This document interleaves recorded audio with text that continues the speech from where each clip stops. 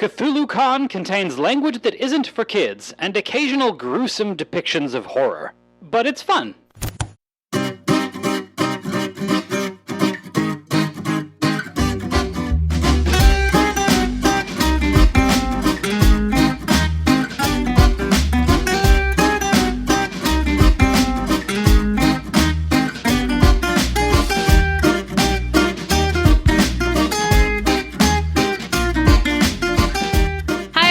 My name is Mike Turley, and you are listening to Cthulhu-Con, a show about the horrors of the universe that have been silently clawing at the edges of our simple minds, taking place in a happy fun convention hall. This is a story-first tabletop role-playing show using the system Trail of Cthulhu by Kenneth Haidt, and we will be following a popular online forum called the Necronomiblog, run by 5 coworkers or strangers who are meeting for the first time at their supporters' request. They've been contracted to make an appearance at a convention related to what they post to meet fans of their content. All right, why don't we go around and each of you introduce yourself, the character you're playing, and a mystery fact for this week. Hi, everybody. My name is Kevin Rizza, and I play Vicky Vanity. Vicky is a former track star and girl next door who, after a terrible summer camp slasher tragedy, is just trying to keep everything together. Vicky is the managing editor of Southeastern Pennsylvanian Monstrous Cryptids at the Necronomiblog. So specific. This week's mystery fact. So obviously, Vicky was involved in that horrible tragedy she experienced at Camp Lucid Lake when she was 17, but this was not the first time that Vicky was in the vicinity of a horrible, horrible slasher tragedy. Yeah, in fact, when she was 7, everyone in the house across the street from her, where she lived when she was a kid, got murdered by Freddy Krueger. A Freddy Krueger, not the Freddy Krueger? A Freddy Krueger type. Yeah. Now, his name's not Freddy Krueger, but he's a dream warrior who kills people for revenge. It's a Freddy Krueger type. Oh, okay. So it's like how tissues are Kleenex. Yeah. For copyright reasons, it's a Freddy Krueger type character. TM, yes. Got it. So your character has really bad luck then, is what you're telling me. Well, the first time it was pretty good luck because it was the house across the street and not her house. I don't want to spoil it, but Vicky's doing them. That's the season 1 arc spoiler. She was the murderer all along. Anyway, I'll go next so you guys know who I am when you hear my great commentary. I'm Stephen Tansey. I'll be playing Malcolm Vance, disgraced academic who now does creative antique sales for the blog under e-commerce and e-curio. And today's fun fact is he got his start in antique sales after an unfortunate estate sale, liquidating the old money estate of his grandmother. Real springboard off of a tragedy there. Does he have a bunch of money? I mean, he's hawking antiques, so I'm assuming no. No, the money's all gone. Oh, and disgraced. But his grandmother has become used to a certain lifestyle, so he's hustling real hard to support her. Aw, that's endearing. My name is Jake Burley, and I'm playing Nimi Walters, a trust fund kid and struggling artist who's just like trying to hold a dark, gritty mirror up to society, you know? Nimi is head of graphic design at the Necronomiblog. And my fun fact for Nimi today. So Nimi, you know, what with all of the doing art to hold up a distorted lens to our destroyed capitalist society, is pretty busy and doesn't have a lot of time to shop. But that's why I have a good relationship with my trusted personal shopper, Jericho. This is kind of, you know, an intro for Jericho, a very central character in our story. One that I'm just learning about, yeah. Jericho spends a lot of time in thrift stores and, like, you know, hip little places in Brooklyn, you know, meatpacking district, buying, like, old vintage stuff for Nimi to look, you know, cool and hip and rugged. So you'll be hearing a lot more about Jericho. Is it too late for one of us to play Jericho? I really want more Jericho. Oh, no. You know what? I swear to God.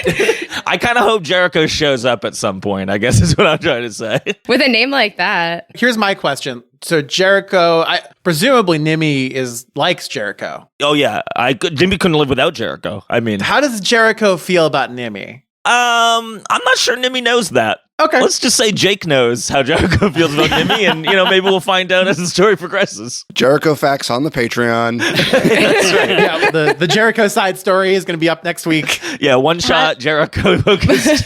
Hashtag free Jericho. I can go next. Hi, everyone. My name is Kimberly Roten, and I will be playing Dottie Dowager, a retired librarian octogenarian. I love my grandchildren, who are, of course, cats. And I enjoy giving out delicious baked goods that are always dry to my companions, along with some peppermints. I'm your typical adorable grandmother type. However, I guess my fun fact for you is I know a whole lot about explosives. So if any time a fun chemical comes up, I often mention it and how it could be used to make something fun and flashy. So that's who I am. I love that. That sounds like it'll be convenient. So you mentioned in your little intro blurb there that your grandchildren are cats. Is that because your children have cats instead of kids? Or is that because your cats had cats and there's now like a multi-tiered familial system with your cat family? It is most definitely the latter. And every time we all speak together about the blog and we're on Zoom together, you see a new cat behind me. So no one actually knows how many cats I have, including myself. Wait, you don't know how many cats you have? Wait, is it unsettling that we've never seen the same cat twice? That's right. That's correct. Do you mean we see at least one new cat, or we only see new cats? You only see new cats. Oh my God. Once they're out of frame, they never are seen again. That's distressing. Schrodinger's actual cat. My name is Mike Turley, and I'll be playing Dr. Scott Adler, the chief of arcane materials research at the Necronomiblog. Scott is an ambitious man of science who made a startling discovery that has forever changed him and led him to push the boundaries of his PhD in geology. And the mystery fact about Scott this week, before he joined the Necronomiblog, Scott had his own personal blog called Rock Talk, which is, of course, all about rocks and geology. And it got less popular because more and more in recent years, he's been writing off-topic posts about occult conspiracy theories and stuff. And now that energy goes towards his work on the Necronomiblog, but once in a while, he still posts a cool rock fact on Rock Talk. And it's got like 6 enthusiastic readers still, like, in All the right, comments. I need to know what's a rock fact. What's a rock fact? Yeah. I didn't think about the fact that me as a player should probably learn some rock facts. You don't even have one rock fact in the tank? Igneous rock is from lava that dries. Okay, there you go. That's pretty good. That's right. I took a geology class. I want it as canon that Nimi is one of your 6 blog readers. I love that. Just because it's so hipster? Yeah, Like, because you follow this rock blog? Okay. Very niche. All right, so I want to take some time to talk a little bit about the game before we get started and how this is all going to work. So in general, we'll be taking a rules light approach to things. As I mentioned, we're going to be using the system Trail of Cthulhu by Kenneth Haidt, which is based on the Gumshoe system by Robin D. Laws. I'm pretty excited about this because it's a game kind of similar to Call of Cthulhu, if you've ever heard of that one, but this has less math, less rolling, and more roleplay. Each of our players have made character sheets with stats like health, stability, and sanity, as well as abilities like accounting, athletics, and my personal favorite that actually I just realized no one has taken, Cop Talk. Oh, nobody took Cop Talk? Nobody took Cop Talk. I just assumed there wouldn't be any cops. Yeah. There's got to be cops. I was just excited that Cop Talk was a thing. Yeah, okay. And unlike other role-playing games where every action has a chance of failure, in this game, players can use their abilities to just do stuff if it makes sense. This guarantees them to find clues that they may have missed in other games, so we can just kind of focus on the story and the fun role-playing side of things. But if you're trying to do something that is a little implausible or not as likely, you'll have to roll dice. So for instance, if Mike's character, Scott, wants to dust for fingerprints, if he has the forensics ability, that's plausible. That just happens. But if he's dusting for fingerprints of a monster who doesn't have fingers or doesn't have the forensics ability but has something that's like kind of close, like evidence collection, I'd have him roll for this. He would roll 1d6 and then he could add points from the ability to get a higher outcome. These points are gone for the rest of the game. So I imagine as we start spending points in this game, you will all have to make increasingly difficult arguments why an ability works for something, which should be fun. The game is not very generous with points. A lot of these skills, I only have one. You only have one? I put all of my points in like 4 things. I've got 20 stealth. Oh, God. I might have fucked up. Everything's going to be art history rolls as far as I'm concerned. I love that we get weaker as we use the points. Like, you make a really good art history poll, and that was the last thing I knew about art history, guys. Gone. I mean, all my points are in weapons, and I have almost no health, as you might imagine, seeing as how I'm a nice old lady. But weapons might be useful later, y'all. So there's some other aspects of this. There's, like I said, stability and sanity mechanics, but we will get into those, I think, as we see them in the game. Yeah.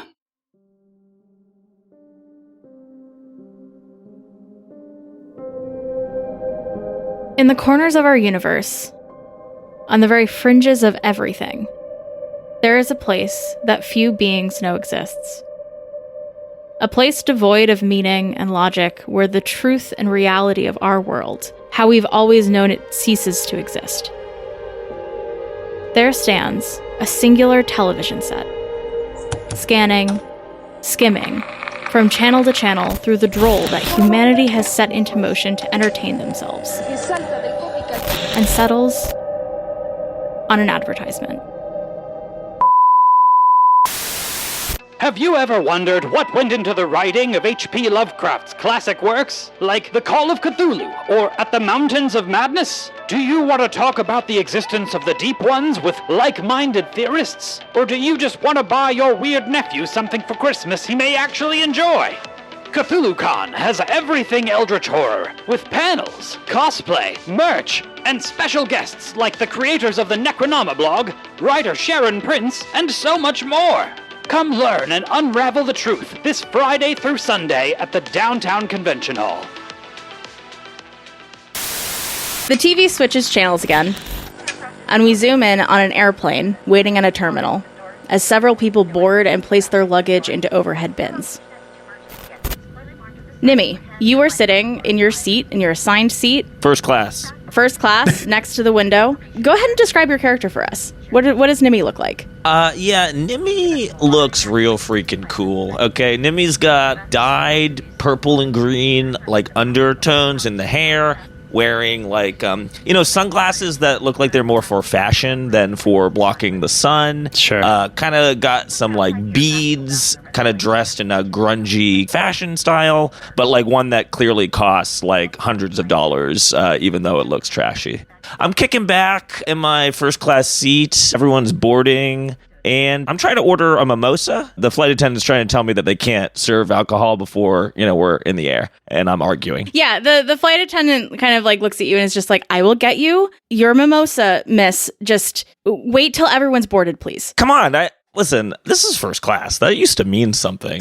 Nimi's right. They do serve drinks before takeoff in first class. See, this woman's just being difficult. Look, I'm sorry, miss. I will get you a mimosa as soon as I can. I just want everyone to get on the plane first, and then I will give you your drink before we take off. It's fine. This is why I bring my own, and I take a nip out of my pocket, and I start unscrewing it. I'm going to ignore that, and she walks away. Works for me. Less than 3 ounces. What's it a nip of? Oh. Oh, can it be Goldschlager? I was literally going to say yeah. It's definitely Goldschlager. As you are taking your nip, your phone buzzes, and you have a few messages. A couple from Jericho, who is sending you pictures of some designer handbags that you asked him to look through for you. And then you also have some messages from your uncle, Ethan. I'm going to respond to Jericho first. That seems pretty important. So I'm going to look at the handbags and I'm going to type back. Actually, change my mind on the handbags. I've decided that they are anti-feminist. So I'm going to, on further consideration, let's just scratch the handbags, Jericho. You get a message back that says, okay, what about the coats? Oh, yeah, get the coats. Put them in my closet. Just throw out any coats that are kind of in the way. Make some room. Just throw them in the trash. In the trash? You don't want me to donate them? You do whatever you want with the coats. Just get them out of my closet. Okay. I gotta go. I'm about to get on a plane, and I check my messages from Ethan. So your uncle Ethan has messaged you, and it just says, let me know when you land. I'll have a car ready for you. Okay, love you, uncle. And I kick back with my nip, all tasks accomplished. Yeah, as you get more settled in and everybody kind of boards this plane, you do see a girl board the plane with what looks like giant paper mache insect arms, and she is struggling to put these in the overhead bins, which are already stuffed with other people's luggage. And it does look like she is specifically sitting next to you. They just let anyone on first class now, huh? How cool does this person seem? So they have fire engine red hair. Okay, that's pretty cool. And they are wearing hot pink, like, blazer with black pants. Oh, this person's rad. She looks very preppy, but also a little punk. I say, miss, I kind of call to the stewardess. Can you help this person get their stuff in here? Come on. You're not doing your job. You're not getting me a mimosa. You're not helping this person with their luggage. Oh, I'm sorry. I didn't realize you were rad. The flight attendant looks very flustered because she was already trying to help this person with their strange paper mache insect legs. Eventually, they can't get it into the overhead bin, and she's just like, I'm going to just hold these up front for you if that's okay. They're not going to fit, and I don't want them to get destroyed. They really should have gate checked those. Yeah. Right?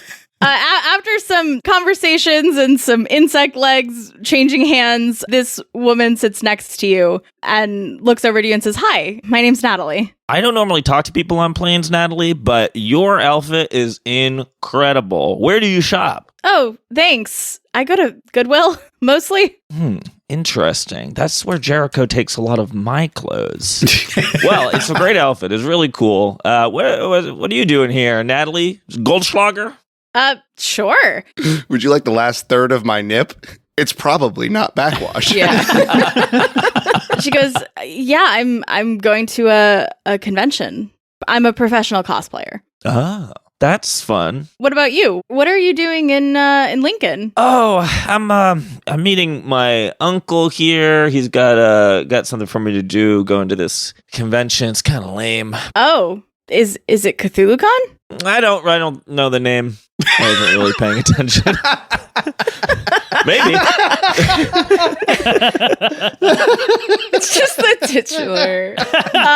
Well, that's where I'm going to cosplay. So Oh, that would make okay. sense if you're going to that. Maybe. Yeah.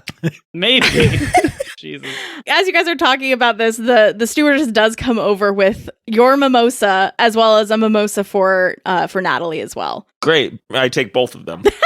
Obviously. 2 for me. Natalie just kind of like looks at her mimosa just slide in front of her face to you. Oh. I didn't hear her order a mimosa. It does look like they are just passing out mimosas or champagne to everybody in first class. Even the 8-year-old behind you.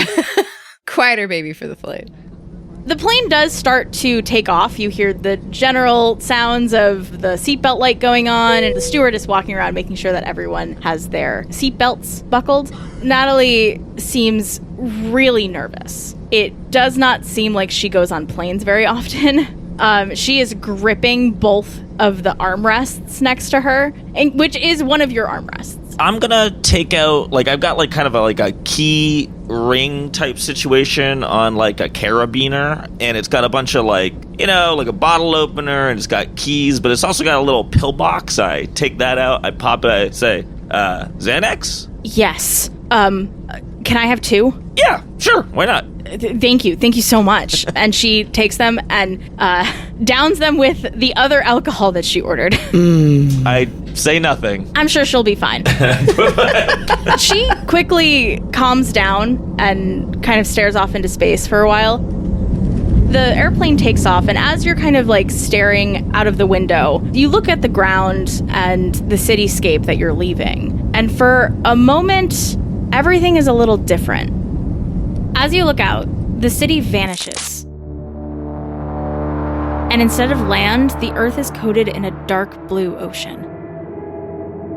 The sky, which was a foreboding purple as a thunderstorm was passing, also changes to a deep, deep red. You start to be overcome with this sense of sharp fear and anxiety before, suddenly, everything changes back to normal. You see the same cityscape slowly exiting your focus as the plane advances. why don't you do a stability check for me? Stability check. So what this means is you're going to roll a d6. You can take a point of your stability to get a higher roll if you want, but if you succeed, nothing happens. If you fail, you're going to lose a point of stability. I got a 5. Okay, yeah, nothing happens. You just kind of shake this off as just like a weird, visual daydream that you just had. Just some really good gold slaughter. It happens. Weird moments of existential dread are not uncommon. You just shove those down until they don't bother you anymore. Exactly. This is the life and soul of an artist. This is perfectly normal. Yeah. And as you think that, you drift off into sleep as the plane flies towards your destination. Okay, Scott. Yes. You have already gotten to the hotel room that is adjacent to this convention hall. It's actually attached. Okay. It's one of those convention hall hotel room attachment things. Right. And you've already checked in. You're actually sitting in the bar in the hotel lobby. Why don't you describe your character? Sure. So Scott is like... He's wearing a lab coat for some reason that he does not need to. It's like a filthy lab coat too. And under it, he's got a t-shirt and his hair is pretty disheveled and messy. He's in his like mid 40s. He's got some silver hair and he's just, he's sitting there having a Manhattan. Can I just really quick, why is it filthy? Like filthy with what? Like detritus? Like what? No, just like stained with various materials he's experimented with and he hasn't bothered getting it dry cleaned. Okay, so it's chemicals. Yes, it's not smelly. It's just well used. Okay. I don't know. It comforts him to wear it, even though he's not doing lab stuff. His emotional support lab coat. Okay. I love that. He just wants everyone to know he's a doctor. Yeah. But not that kind of doctor. Right. Yes. He looks tired, but he's got a face of I would describe his facial expression as a combination of worry and determination. He's sitting there thinking about something he's planning. Dottie. Yes. You have also checked into the hotel. I imagine you're not at the bar, though. You're probably sitting in the reception area reading, knitting? Knitting. Most definitely knitting. What are you knitting? Oh, goodness. So I'm knitting a couple of adorable Christmas outfits for my cats, all matching plaid to match with me. Adorable. So I'm just having a delightful time knitting. My walker's there right next to me. I just look adorable. Just really an adorable old lady. Yeah, and as you're both separately in this hotel lobby, you notice a man stumble in through the front doors. He is quite disheveled. He's holding a sign that says, "The end times are upon us." And he's kind of ranting in a crazy manner to just about anyone that looks at him. He's saying things like, "You need to leave.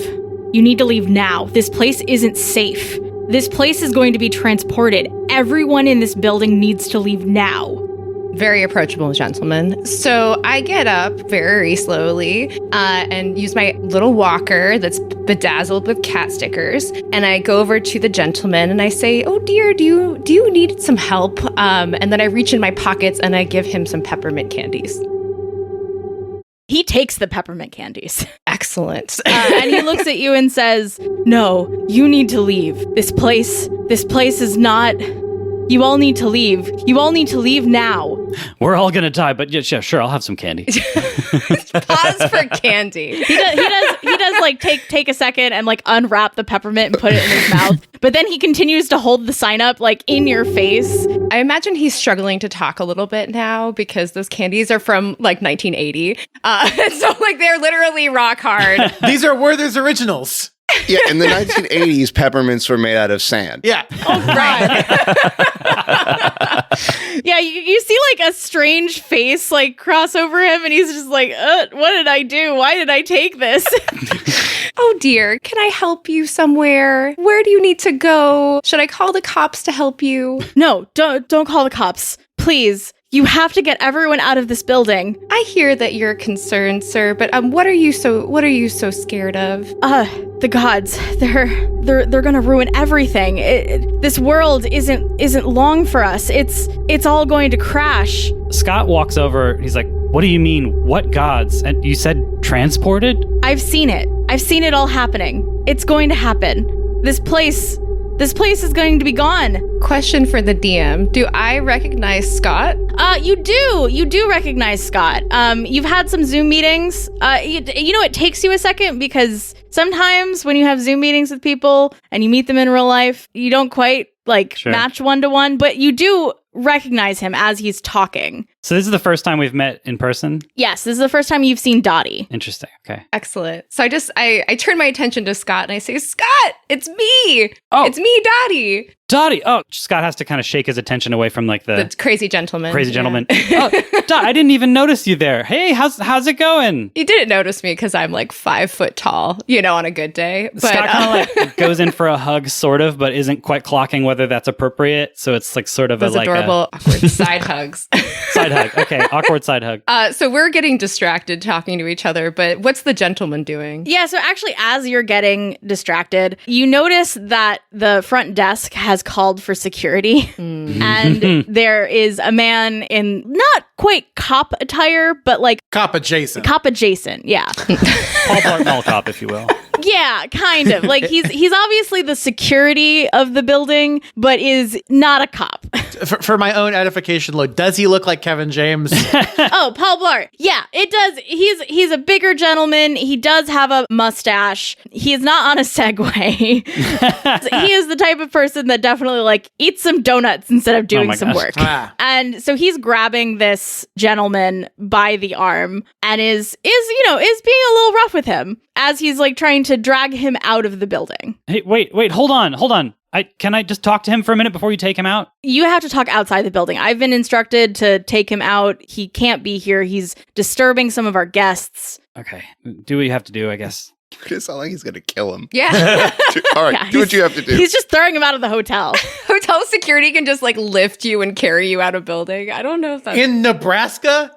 I think so. Well, he's just grabbing him by the arm.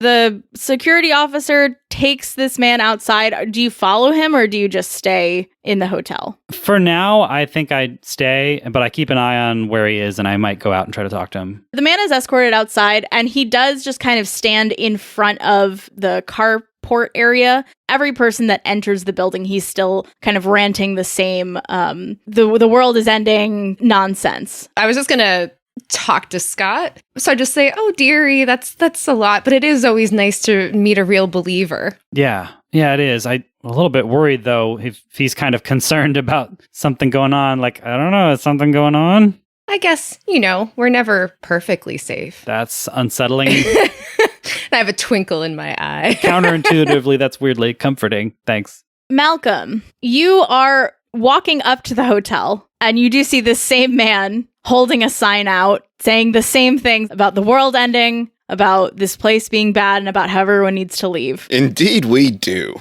Good day, sir. And I walk by. All right. Why don't you describe your character? All right.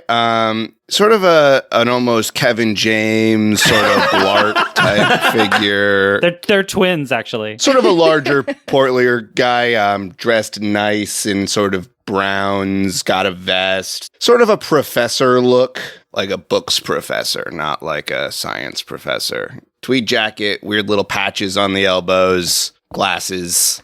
And he's just walking in, dragging a big rollerboard. So you walk in and you do see Dottie and Scott talking with one another in the front lobby. Ah, Dottie, Scott, it is good to see you two. Malcolm, good to see you, bud. How was the trip? Dreadful. Yeah, same. Oh, no. But it's so good to see you, Malcolm. You look so grown up. I mean, it's always hard to really tell how tall someone is on Zoom. Grown up? What did you know? Did you know him as a kid? Yeah. Yeah, Dottie is a friend of Beatrice's. Old family friend. We've known each other for years. It's good to see you as well. Well, I should really get to the room. I have a lot of work to do. And then I pat at the rollerboard. What work do you have to do, hun? It's related to my business. Business is always important. Mm-hmm. But do you know if the rest of us are here? Yeah, I haven't seen anybody else. No, I just arrived. You're the first two I've seen. Perhaps they've already found their rooms. Well, I guess we'll see you later for dinner at, maybe 4 p.m. I sort of like cough, like 4 p.m. 4 p.m. dinner is very early. I am 80. Yes, 4 p.m. We'll meet in the lobby. So, Malcolm, you get checked in and you get to your room, start to unpack. What is this work that you're doing? Yeah, so I take like a stack of faux weathered looking paper out of my rollerboard, and I take out like a fountain pen and some ink, and I just sort of start forging some articles from like the Dunwich Historical Society. Sure, yeah. Just writing descriptions of various items from a weird estate sale. I kind of dip my fingers in my cold coffee, flick them at the page, give them kind of an older look. Weathered. So you're a con man. I prefer creative antique sales. It's a combination of creative writing and antique salesmanship. I'm sort of a pioneer in this industry. That's not true. There's a lot of haunted doll salesmen on eBay. I like to think I elevate the craft. It's got like a 3.5-star rating on eBay. Yeah, it's a good point. Yeah, what is your rating on eBay, do you think? Do people actually know that these are fake? What abilities do you have? Yeah, I have a lot of craft. I have a lot of bargain. I have a good amount of history and languages. All right, I believe this. Now, I don't think this would fly in like an actual museum grade transactions. I'm a disgraced academic. Perhaps I've been caught doing this in the past. But the Cthulhu fans don't put nearly as much scrutiny into their artifacts. They're easier to fool. So I've kind of found a comfortable niche. I'm surprised you didn't take anything in anthropology. That wasn't one of the antiquarian's special skills, and I wasn't going to pay full price for investigative skills. That's fair. All right. So you all get settled in that night at the hotel. You didn't actually get to see Nimi or Vicky check in. Yeah, am I there? Yeah, you are. You've gotten to the hotel. You've gotten checked in. You had a private car waiting for you. Ethan has assured you that you have like the best hotel room. How nice is this hotel? It's kind of in the middle of nowhere, so So bad. it's a Best Western kind of hotel. Right. It's not like a motel. It is like big enough that it is attached to a convention hall. It's got a fax machine. Yeah. It has a gym. I was probably pretty rude to the person who checked me in, being displeased to be staying here. I'm getting the sense this is a kind of a low budget convention. It does seem that way, yeah.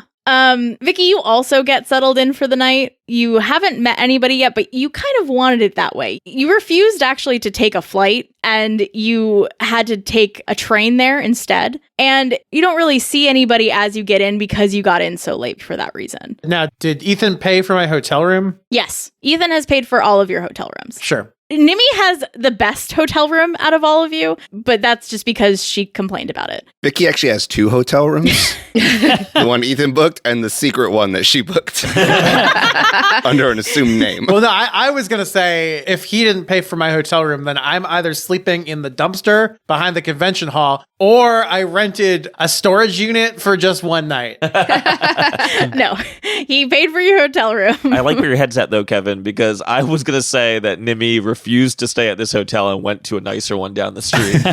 There isn't a nicer one. I've been to these towns. There's like 2 business hotels. There's not a nicer hotel. I assume you Airbnb'd, actually, Nimi. And when I say That's a good Airbnb, one. they didn't have Airbnb in this town because the internet is they only got it like 5 years ago. But you just kind of knocked on somebody's door and was like, I'll give you $3,000 if you stay in the hotel down the street for the night.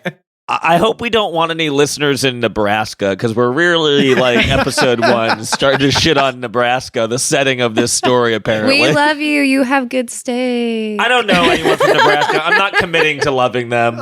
Nebraska is a real place. It's a part of America. It's a first world country. I hear they're getting a Chipotle. It's true. Next door to the convention hall, there's a half-built Chipotle that says coming soon. All right. You all get settled in for the night. Nothing too eventful happens, except some of you do wake up in the middle of the night to your phone going off. Some text messages from Ethan Mask, who you all know as your supporter and your financial supporter specifically. It's a group chat with all of you. Some of them start off pretty normal. Like, his first message is, I'll meet you all at 9 a.m. sharp on the bridge to the convention hall. I hope you all got settled in. And then after that, some of the messages start to devolve. There's one at 1:30 a.m. that says, you all have a meet and greet at 10 o'clock, so please be on time. There's another one that says, story idea, this convention is haunted. Oh, another idea. What if we do Eldritch Coin? Eldritch Coin? Like Bitcoin? Crypto? Oh my God. The statistical likelihood that Eldritch Coin already exists is 100%. You know that, right? Are these like his voice memos to himself? Is this like the Dean's shopping list over the Halloween playlist? I mean, Yeah. Ethan's been stress drinking. Hey, guys. Like, that's what's going on. Guys. Cryptid currency. Cryptid currency. Yeah, so you are getting some devolving messages from him in the middle of the night. Some of them are voice memos, some of them are text, but it's all ideas for the blog or for some way to make money. Am I correct that this is normal? Ethan frequently sort of treats our group chat as a stream of consciousness. Yes, very much so. Is there a second group chat that's all of us except for Ethan, where we just kind of like Complaining. make fun There of him? absolutely is. I've been reading all of them because I wake up every hour to pee. Yep. So I read all of them, and sometimes I try to respond, but the voice messages thing is a struggle. So sometimes you just get a lot of random letters from me also at 2 or 3 in the morning. Yeah, so some of you get woken up in the middle of the night from that. Again, it's pretty normal for this group, but you all get your shit together and make your way over to the sky bridge that's between the hotel and the convention hall. All of you are there, and then Vicky, you are the last one to join them. Why don't you describe your character? Yeah, so Vicky is wearing a baseball cap with a ponytail through the back. She's got a white tank top. She's wearing camo cargo pants. Have you ever seen Linda Hamilton in Terminator 2? It's just that. She's yoked. Love that. You all walk up to a short man who's obviously wearing some like heel inserts in his boots to appear taller. He also has a pretty full head of hair, but you're pretty convinced the more you look at it that it's a toupee. And you know this man to be Ethan Mask, who has been financially supporting you in writing the blog and also in coming here. Great, you're all up. Are we ready? Do we feel good about our meet and greet at 10 o'clock? was I actually on time or did I stumble down the elevator? No, now that you've said that, no, you were not on time. I know I said that Vicky was the last one, but you were actually the last one to join them. It's like 9:15. I noticed that Ethan's toupee is actually slightly off center, and then I sort of make eye contact with him and then sort of adjust my own toupee in a subtle way to sort of give him the heads up. Toupee bros. Yeah, he notices that and like is a little flustered and adjusts. And I wink at him like, you got it. We all noticed that. No, it was subtle. I want to roll for it to have been subtle enough they don't notice.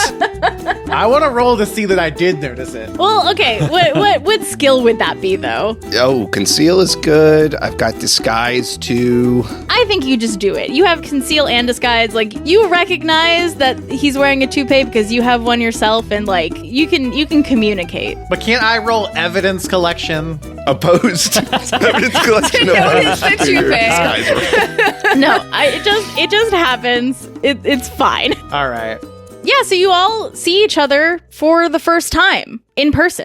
You know, you've all communicated over Zoom over the years. You've been doing this for 2 years or so, the Necronomiblog, and it's really taken off the last couple months. And by taken off, I mean you have, 100 readers instead of 10. So I'm going to actually walk up to everybody once everyone's all kind of gathered together, and I'm like, hey, everybody. Wow, this is kind of a lot for me. But my therapist, my therapist, Dr. Richard Stambaldini, who I've been seeing the last few years told me that I need to step outside of my comfort zone and get, familiar with the wide world. I just want to say it's really nice to meet all of you, and I'm glad that we finally got this chance after all this time. And then I put away the card that I was holding that said all of that. That you had written all of this down prior and rehearsed with your therapist. That's right. Yes, it's great to put a face to a name. Nice to meet you in person, Vicky. And I extend my hand for a handshake. I very slowly raise my hand as well, and I force myself to smile, and I shake your hand. I'm glad that you're here, Vicky. I'm sure that everything will be just fine. Don't worry about anything happening. What do you mean? Good thing Vicky didn't see the crazy guy. Don't bring that up. The what now? Oh, there was definitely not a crazy guy talking about end times and stuff. That didn't happen. So it's cool. Okay. Well, Yeah, we're all good here, I say, holding my big Starbucks refillable mug. So, when are we going to be done with this for the day? I'd like to do some exploring. We did just start. I take out my phone and I just start scrolling through the group chat. I'm like, if even half of this is happening, we're not going to be done for a while. Ethan goes to you. Well, okay, first we have the opening ceremonies at 9:30. We're actually a little bit late. We still have to get through security for that. And then you guys have a meet and greet at 10 o'clock. And then after that, there is a little bit of free time before you have your panel that is about your blog that you definitely planned, right? Who, me? Did any of you plan? Oh, not me. Of course. I tap the little brown bag at my side as if to imply it contains my prepared material. Oh. Hold on. And I take a big stack of these white index cards and I start rifling through them. And I pull one out and I hold it up and I say, yes. Oh my God. And then I put it down and it just has that one word on it. Oh, I'm very prepared. And Scott has like a big, like from a science fair, like the threefold like presentation board where he has a bunch of stuff about like Perfect. eldritch glowing rocks and shit. Cardboard or foam core? Oh, foam core. Ooh, yeah. Ooh. Yeah. Dottie is overly prepared. I have a large binder full of like archive materials that I'm excited to present and to share with everyone. But I'm having trouble holding it. So it's kind of balanced precariously on my walker. Dottie, I can always rely on you to do the homework. Nimi kind of snaps. Oh, right. This is the emails you sent me about graphics for the presentation, right? The emails, the text messages. Yeah, I didn't get around to doing those, but I did do some really cool designs of these new cryptids that I think everyone's going to really dig. All right. Good job, Nimi. You checked your email. Scott's always there for me. Is the standard just much lower for Nimi? Like it's just like Nimi showing up is already gold stars across the board. Obviously, there's a lot of nepotism that Ethan shows towards Nimi. Like it is painfully obvious to all of you that she can do no wrong. Do we have another group chat that doesn't have It's just everybody except for Nimi, but does have Ethan. 100% we do. Well, we do have to get through security first, so let's do that and then make our way to the opening ceremony. Oh, there's security? Yeah, it's just some metal detectors. It's fine. Oh. I thought you liked security, Vicky. You're very pro safety. Is there a coat check? There's a coat check after the security. Oh. Okay. Well, Did you run to your room real quick? I'll be right back. Just give me like 15 minutes for me to I'll be right back. And I run away. Well, if Vicky's going to go, I'm going to get another coffee. Wrangling you people. I guess, Nimi, yeah, you need your other coffee, don't you? I'm going to get coffee too. I join Nimi. I go outside and smoke a joint. Oh, I don't then. Scott's like, oh, I don't need a coffee. And then you see him take a couple of pills. Oh, no. You don't know what they are. Ethan is panicking because you guys are off schedule already. All right. So Vicky gets back. All right. So I'm assuming that after some time, Nimi comes back from her smoking weed break. Yeah. And you are all ushered through security. You are going to walk through metal detectors. Do you have any metal on you? Yes. Dottie definitely makes the metal detector go off, but I have my walker and I look so cute and adorable and no one thinks to stop me and or to take away my walker because then I couldn't stand. So, well, okay, let's see. Do you have a ability that would make this plausible? Yes. I have conceal. I think that works. I think you're able to kind of like they usher you through. They see that the metal detector goes off with your walker. They set the walker to the side, and then they have you go through again. Do you have any other metal on you besides that? Yes. So I'm going to talk to the nice security gentleman because it's going to go off again. And I say, oh dear, you know, I've had so many surgeries, too many surgeries to count. I know I have some metal pins, you know, here and here. And I start pointing different places all over my body. But I assure you, I'm perfectly safe. The security guard looks you up and down and just waves you on and says, yeah, okay, go ahead and go get your walker. You can come through. I flash a really knowing smile, and only others who are really paying attention would see the twinkles in my eyes as I walk over to my walker. All right. Anybody else have metal on them? Just the normal amount. The buckles on my bag, keys. I would like to roll conceal. Yeah, so everyone else who just has like generic stuff like keys and stuff, you're able to get through security, no problem. Vicky, you have conceal. How many weapons do you have on you? I would like to plead the fifth. Okay. I'm going to have you roll a conceal check. Okay. Just to make sure. You can add a point to this if you want, but that will get rid of one of your conceal points. I rolled a 1. Yeah. You walk through and the metal detector goes off. The security officer kind of like waves you to come over and starts to wand over your body with a metal detector, and it goes over your leg and it beeps, and he says, you know, what do you got there? Oh, it's a lead vest On your leg? It's your shoe? Yeah, it's a wrap on my ankle that I put there earlier. Ankle weights. Lead ankle weights.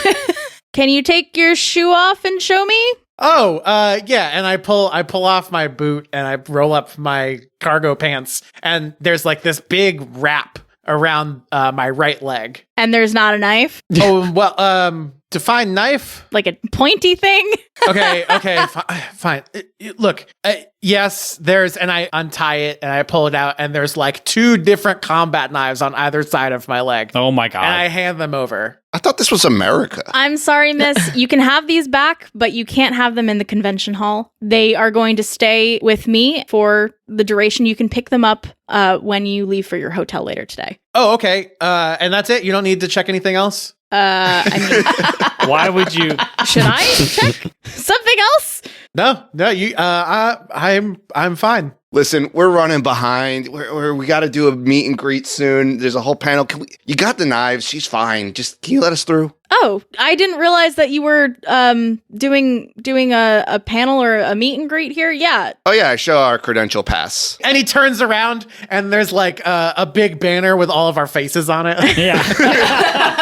With Malcolm's help, he does just say, okay, yeah, you can come back for these 2 knives later. You can go on through. Great. Thank you so much. I really appreciate it. Sorry about that. I'm just, yeah, you know. Does anybody else have any metal? Yeah, it goes off when Scott walks through, and he has this big like briefcase, and he's like, "Oh, I'm so sorry," and he like puts it on a table, opens it. It's one of those cases that has like multi levels of trays that open to the sides, like almost like a jewelry case. And it's like he folds it out, and it takes up the whole table, and it's full of like samples of rocks and tools and calipers and things. And Are there any knives in it? there's no knives, but it takes like forever for him to separate all the metal and prove that there's no weapons. Oh my God. The security guard just seems annoyed at having to spend so much time on this and just waves you through. You all get through security and you walk into the main entrance of the convention hall. There are 2 escalators that kind of bookend the entrance, and in between them is a giant banner hung above the railing of the upper floor, and it says Cthulhu-Con in giant light green letters that seem to be made of a dripping font. On the upper floors, you can kind of see in the distance that there are signs indicating that this is where all of the panels will take place. And you do see these double doors in front of you that have been opened. A number of people are kind of walking in to that area, what looks like kind of an auditorium that people are filling. And you're kind of ushered into that room by security. On either end of that door, there are 2 robed figures. And as you get closer, you kind of take a look under the hood and you see that they're wearing these fish-like masks.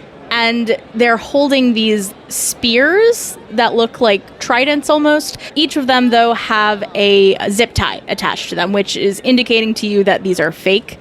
These are likely cosplayers. Each of them also has like these fish fins for hands. You can tell that these are people that are cosplaying Deep Ones that you've read about, briefly. Some of you may have even wrote about it in the blog. So you're being ushered into this auditorium. There is a stage in front of you that has some lights on it, and everyone's just kind of being ushered into seats. And almost immediately, because you were almost late to this, a man comes out greeting everyone. And he says, "Hi, I am Thomas Grant. Thank you all for being here for another fantastic year of Cthulhu-Con. I see that we have a lot of people here this year. I want to thank the Downtown Convention Hall for hosting us for the 5th year in a row, and for really allowing us to really take over the space for all the activities that we have. Now we have a lot planned this year, but the most important thing, I want to introduce you all to someone very important. She is my best friend and is the new mascot of Cthulhu-Con. Please give a warm round of applause for Kathy." And as he says that, he motions to some people off stage, and a tank is rolled onto the stage. A tank? Like an armored tank or like a fishbowl tank? Like a fish tank. Oh. A fish tank, sorry. We're getting really militaristic all of a sudden. I was going to say, I think a tank would break the stage. Yes. Wait, is this guy's best friend a fish? You do take a look at the fish tank, and you don't really see anything. And he says, she must be a little stage fright. Let's see if we can fix that." He grabs what looks like some raw shrimp and drops it into the tank. And then emerging from one of the caves that are placed inside the tank, you see an octopus come out and start eating what was put in. Does the crowd go wild? Yes. Yeah, I start clapping. This is Kathy. She, like I said, is our new mascot. We are going to have a meet and greet with her later today. I hope all of you can attend. But like I said, we have a lot planned. We have some meet and greets with some other special guests. We have some raffles and some merch booths. And I just want to thank everybody for coming out. Like I said, I see a lot of new faces. I'm really excited to really expand our efforts as much as possible this year. Hey, guys, quick question. How many times a year does this convention happen? Once. So they got an octopus for a thing that happens once a year. What does it do the other 364 days? I assume they hang out. That's also his best friend. Yeah, I mean, sometimes, you want a high-class event, you start getting exotic animals. I once rented several peacocks to just kind of hang around a party for me. So this is a very common thing that people do. Are we worried that no one's going to come to our meet and greet because they're going to go see Kathy the octopus? Oh, no. Our meet and greet's not at the same time as Kathy, is it? Ethan goes, "I specifically did not schedule during the octopus meet and greet. We would have been steamrolled. There was no way that anyone was going to come to you guys." This auditorium is mostly full, though. You kind of look around. There is a good 200 people here for opening day. So it's not a huge convention, but it's not a small one either. And Thomas Grant up on stage says, "I want to see everybody have some thoughtful discussions about Cthulhu and about Eldritch Horror. And I really want you all to have a good time. Just so you know, immediately after this, there is a meet and greet with the creators and writers of the Necronomiblog, and then there's also a meet and greet with Sharon Prince, who is, as many of you probably know, a very famous horror writer. So please go check them out. We also have a number of panels. Everybody have a good time."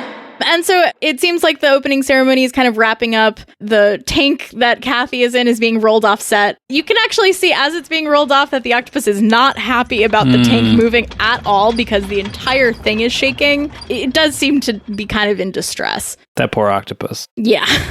And then Ethan kind of shuttles you all out of the auditorium and says, "Okay, I think your meet and greet is in A4. I think that's this way. Why don't you guys follow me?" Wait, Ethan, do you think Thomas was kidding about the octopus being his best friend, or have I underestimated how sad this convention is? Hold on. What's wrong with having an octopus for a best friend? My best friend is a teddy bear named James. Is that on a note card? It is on a note card. I put my hand on Vicky's shoulder and I say, that can't be true. That must not be true. Oh, why? Let's have a drink later, Vicky. I think you need some friends. Okay. That's good. Yep. My therapist, Dr. Richard Stambaldini, did tell me I should make friends this weekend. Well, you're doing a great job, I say to Vicky. Great. Thanks, guys. You're off to a great start. Are you like rolling your eyes or are you actually being genuine to me? No, I mean it. I'm only half paying attention as I say it, as I type on my phone, but I mean it. What are you typing on your phone? I gotta update my Insta followers about this octopus. Did you take a selfie with it? Yeah. I will say that my Insta followers are reacting pretty poorly to the octopus trapped in the tank. So, I'll keep you guys updated on how that all goes. Yeah, there's now a free Kathy hashtag floating around. So we'll just leave that breadcrumb out there. Hashtag free Kathy. Hashtag octopus gate. There's already a Mudang meme about it. Yeah, so you guys get to this room. There's a couple of tables with like some curtains hanging behind it, and you do see each of your faces behind a chair that says Necronomiblog, and it has each of your faces with your name underneath. Malcolm kind of looks up at his face and then like just kind of seems a little disappointed and then like sort of fixes his shirt or whatever and looks down at himself like, is that what I look like?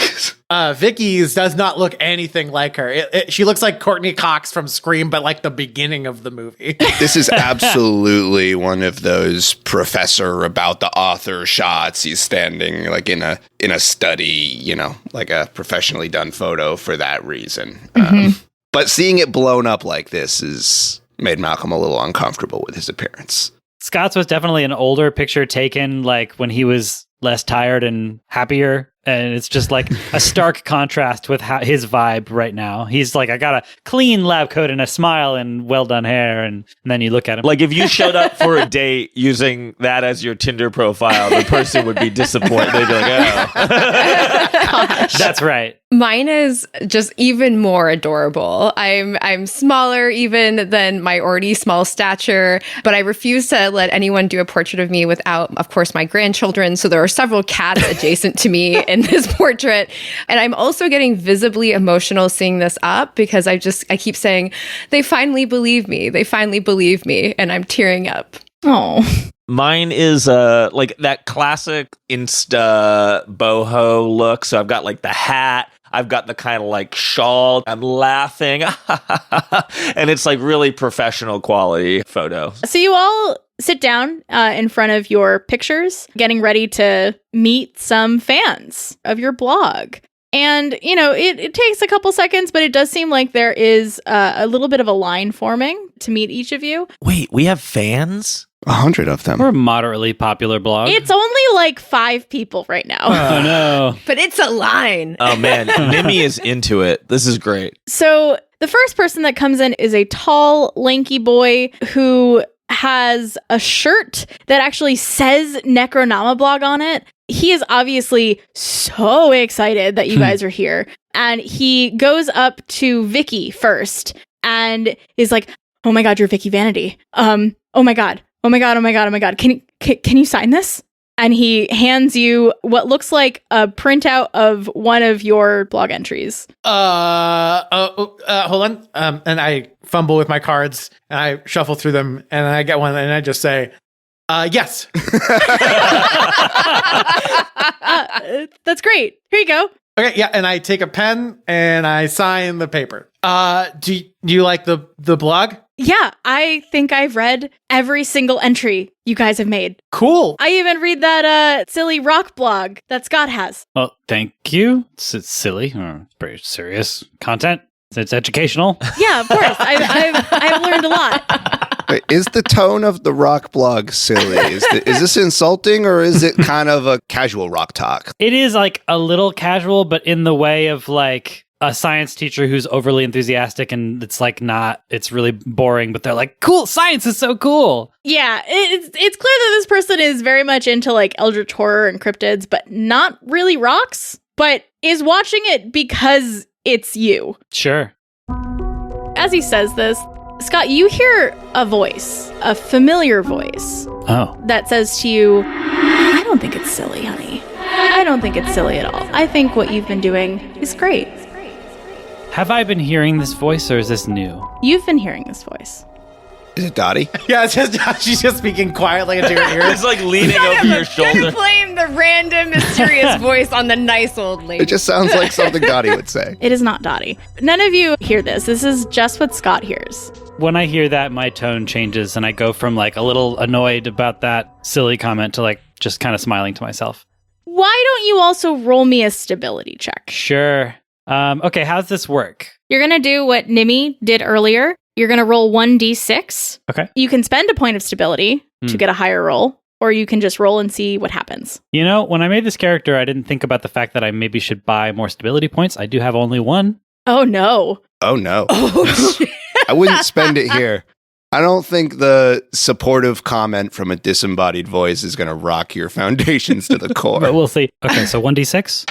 That is a 5. You don't seem too shaken from this. It was a reaffirming statement, and it is a voice that you've heard several times and that you recognize. Yeah, you seem fine. It is comforting. I smile to myself, and I kind of put a hand on like my pouch that I have on my belt. If I spend my stability down to 1, will I also start hearing supportive comments from my ghost grandma? No. Does Scott know where this voice is coming from? Scott knows. All right. This fan goes up to each of you asking for an autograph and is kind of, again, super, super excited. He tells you that his name online is Superfan6969 and that he's commented a lot on the blog but never gets an answer, and that he would love it if someone could reply to his questions. I log into the blog content management page and I give him a reply on, one of his most recent nonsense. In fact, did you just say reply? Whatever his most recent post is, tell me what it is, and I want to say what the reply is. Oh gosh. Okay. His most recent post is about cryptids. So you recently had a blog about the different cryptids and like which ones you think are believable and which ones you don't think are believable. He specifically has a comment of, where is Bigfoot in this? Is he considered a cryptid? Also, what does he actually look like? All right. My response is, Bigfoot is by nature of his concealment considered a cryptid, but likely does not possess the sinister origins of what we explore here. There's disagreement about what he looks like, but I think it is safe to assume he's just a tall, hairy fellow. Always nice to meet a fan. As you comment on his question in the forum, this fan actually gets a notification on his phone, and he looks down and is just so excited and literally does not know what to do about it, so he runs out of the room. Oh my god. He seemed nice. I might be too good at this. Do we have merch? Is that shirt merch, or was that a handmade shirt? That was a handmade shirt. Yeah, all right. Oh no. Cool. And actually, now that you've said that, it does seem like Ethan does have some like official merch that he is pawning off on the side to anybody who will buy it. It is a shirt that just says Necronomiblog in kind of the same drippy green font that was on the Cthulhu-Con banner that you first saw. Always drippy green, Icor, but it really screams Nickelodeon to me. I really wish they would mix it up a little. The door opens and the next person comes in. It is actually not a person. Kathy! It actually does seem to be this insect-like creature that has a tuft of red hair coming out of it. It's Natalie! The Nimi Natalie romance continues! I was so invested in that. This creature walks into the room on what looks like to be stilts. The front hands are not hands, they're like insectoid feelers. And there is like a giant abdomen that is attached to the back. It's going to be really sad when this character dies. I would like to use my craft skill to evaluate the craftsmanship of this costume. Oh, the craft. Okay. Yeah, it is actually pretty expertly put together. Now that you can tell almost immediately that this is a person, you can tell that it is a lot of paper mache, some 3D printing, some airbrushing, and this person has to be on stilts for this costume to wow. work. So it is someone who is very dedicated to cosplaying? I silently nod in appreciation of the craftsmanship. I sort of look down on 3D printing and paper mache. Like my game is really more trying to replicate the look and feel of antiques, but game recognized game. This is really well done. And so this creature approaches the table and first interacts with Nimi and says, "Oh, hey, you were the girl I met on the plane. I saw your picture and thought I'd come say hi. You run a blog?" Oh, yeah. Just a little thing that I put together to kind of get my cryptid drawings off the ground. Oh, that's really cool. So I think Vicky is like right behind Nimi, like over her shoulder. And she's got this big smile and she's like, and then holds up a cue card and says, "Hi." Hi. You can ignore Vicky. Vicky, we're trying to have a conversation. Just Okay. Hold on. One sec. As Vicky pulls out another card, Scott just kind of puts his hand on the card and pushes it down slowly, like, you don't need this. No, I definitely need them. We'll talk later. We should have drinks later. Oh, you can have drinks with me and Malcolm. We're having drinks. Oh, I am always down for drinks. In fact, I would be down for a drink after this. I turned to Vicky. Vicky, what the fuck? You're just blowing up my shit. I was trying to... What are you doing? I'm making friends. My therapist, Dr. Richard Stanvaldini, told me to make friends. I don't understand. I'm trying to... I'm really excited for this group date we're all going to have with Matt. Yeah. Nimi's group date with... Forget about it. It's fine. Okay, cool. Great. Yeah, so, maybe you can come and get a drink with us. And, if my friends get tired and go to bed early or whatever, maybe just you and I can hang out. Sure. I mean, I have the cosplay contest a little bit later today. I'm really hoping that this one does it, but, I try my best. Perhaps you have contact information for our friend Nimi so we can arrange those drinks later. Way to wingman. I give Malcolm a look. I'm like, this guy's on it. Sure. Hold on. Let me get out of these mandibles. And she gets off her stilts and takes off one of her mandibles to write down her phone number. What's your snap? Oh, my snap. And then I write it down. Yeah. I'm like, I'm not thinking of it. Yeah, so she writes down her full name. You see that her last name is Portman. Yeah, there you go. Natalie Portman, the perfect. sexy insect. And she quickly notices that you look at the last name and says, "Not that Natalie Portman." Clearly. Yeah, give me a call later. I will definitely be down for some drinks. I'll send you a snap. Can I get all of your autographs, I guess? That's what this is for, right? Oh, yeah, totally. You don't want these people's autographs, though, I say, starting to scrawl my name on a piece of paper. I kind of put my pen down all dejectedly. I look sad. I'm so excited about having fans that believe in us and believe in the truth, and I'm just getting sadder and sadder as I put my pen down. But hang on. Just because Nimi said they don't want our autograph doesn't mean they don't. Natalie is going to get all of your autograph. She seems like a really nice person. Yay! All right, my autograph's really long. I include a long inscription about how all these spooky stories we tell ourselves or something, but in the telling they become real and part of the world. And it's filling up a lot of space. Then I'm running out of space because I started in the bottom right corner, and then in really little letters I sign my name. So I signed my name on top of Malcolm's.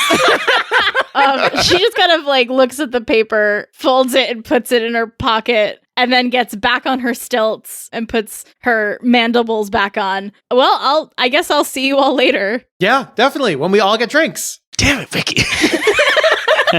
And then when she walks away, I go, "So she seemed nice." Is that from a cue card? Yeah. How big is your thing of cue cards? It's really big. So you all spend the next, hour meeting a handful of people, signing autographs, talking about your blog. And, we kind of take a step back. The television set changes channels again, showing a scene somewhere else in the convention hall in a back room. A group of people in hoods stand in a circle huddled over a table. On the table is an older man in a Cthulhu-Con t-shirt tied up in rope with duct tape over his mouth. Oh my god. One of the hooded figures says, "Let's begin with the first sacrifice. We have many to get through before the weekend is up."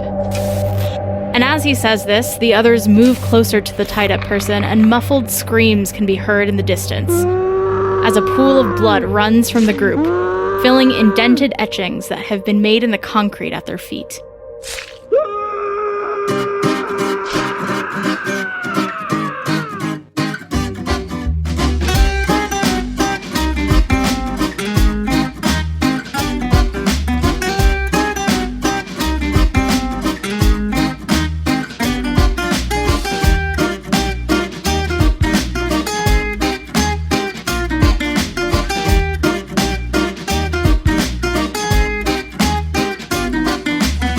Cthulhu-Con stars Ali Turley as our keeper, Kevin Rizza as Vicky Vanity, Stephen Tansey as Malcolm Vance, Jake Burley as Nimi Walters, Kimberly Roten as Dottie Dowager, and Mike Turley, that's me, as Dr. Scott Adler. This episode was edited by Kristen Rizza, with sound design and engineering by Mike Turley. Hey, that's me again. Cthulhu-Con is a production of Skull and Scones, and it's actually our first production, so thank you so much for listening, and we would really appreciate it if you would share it with a friend. It really helps us grow. We're just getting started, and we're really excited to show you what else we're making. You can rate and review us on Apple Podcasts and Spotify. That also really helps us a lot, and you can find links to our social media and our Discord server in the episode description. You can also find links to all of our current and future stuff, and learn a little bit more about us on our website at skullandscones.com. If you liked this episode and you want more, good news! Episode 2 is already on the feed waiting for you. Again, thank you so much for listening, and we will see you in the next one.